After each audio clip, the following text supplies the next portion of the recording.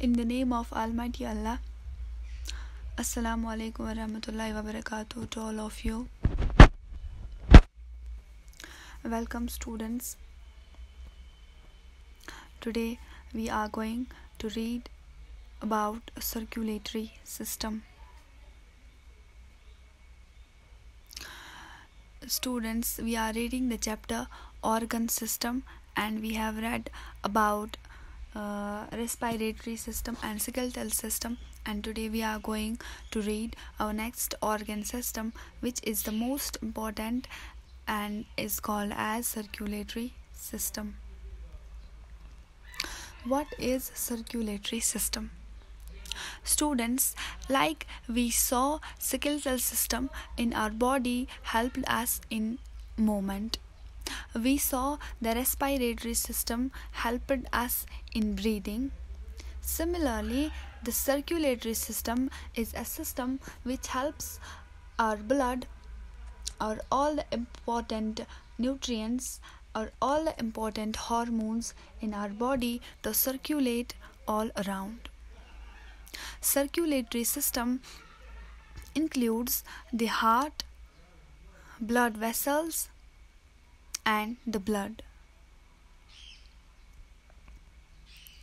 Students, our heart is the main organ which helps in the pumping of blood. Our heart pumps the blood all across our body and along with the coordinated functions of blood vessels and blood. Students, our heart is the size of our clenched fist. Inside it is made of cardiac muscles. It is present in the middle of our chest and is slightly tilted towards the left.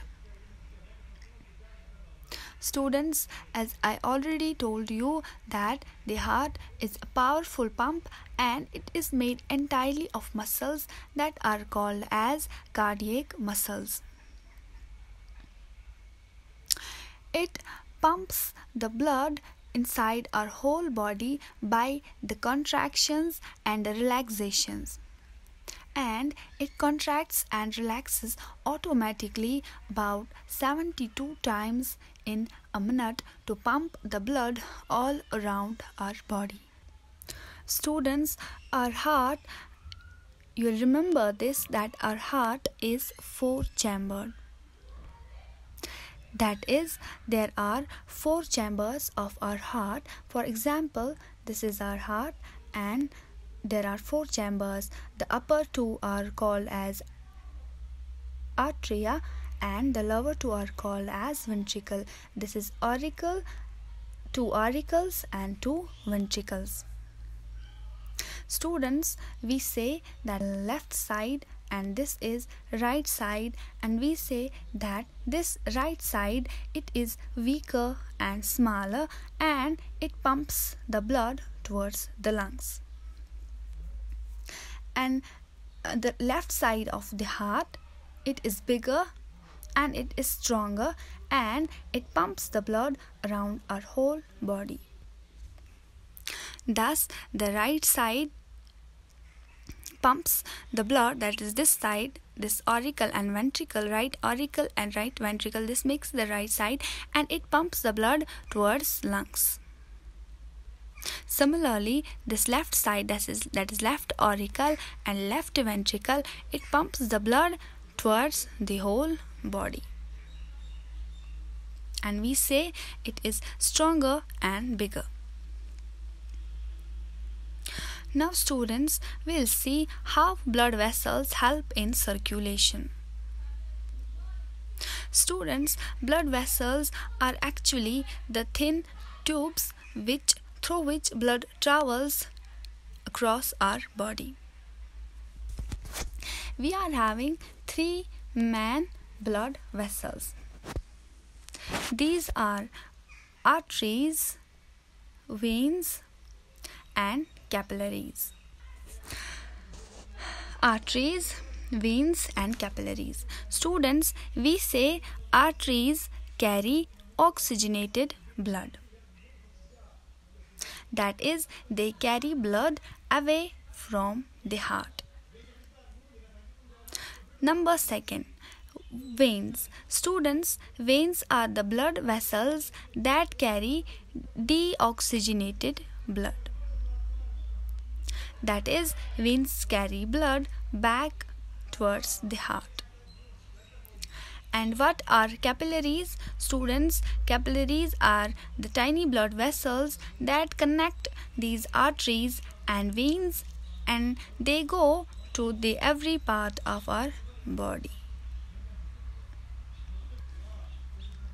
Once again, students, I'll like to talk about arteries, veins and capillaries. I said arteries carry oxygenated blood, that is the blood in which oxygen is sufficiently present.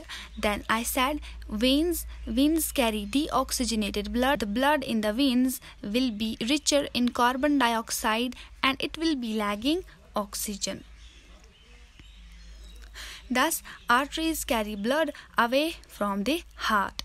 That is, it carries that blood which is rich in oxygen, and veins carry blood back towards the heart. That is, it carries that blood towards the heart which is lacking oxygen but is richer in carbon dioxide. And capillaries, they are the interconnections between arteries and veins. Now students, the most important part of the circulatory system, that is blood. What is blood? Students, this blood is a liquid that circulates all around our body. This blood carries the oxygen and the food, that is the digested food, to our body cells, and it takes carbon dioxide and wastes away from our body. Students, this blood is most important part of the circulatory system, and it circulates all the important nutrients and also the hormones to our different organs, to our different body cells. This blood also keeps our body warm and fights against germs. How it fights against germs?